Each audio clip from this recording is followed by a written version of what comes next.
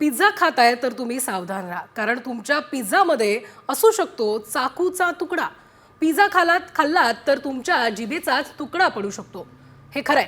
पिंपरी चिंचवडच्या इंद्रायणी नगरमध्ये हे घडलंय. इंद्रायणी नगरमध्ये राहणाऱ्या अरुण कापसेंनी आपल्या कुटुंबियांसाठी पिझ्झा ऑर्डर केला होता. मस्त चीज घातलेल्या पिझ्झाचा आस्वाद घेत असतानाच अरुण कापसेंच्या दातात तुटलेला चाकू घुसला. तेव्हा त्यांना धक्काच बसला. सुदैवाने त्यांना कोणतीही दुखापत झालेली नाहीये. मात्र त्यांनी निष्काळजीपणा केला असता तर त्यांच्या जिभेचा नक्कीच तुकडा पडला असता.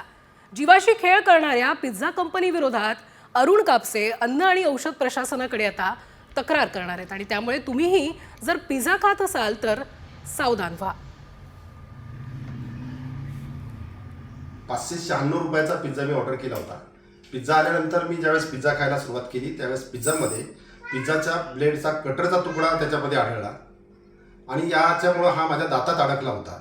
याच्यामुळं गंभीर स्वरूपाची दुखापत होऊ शकत होती.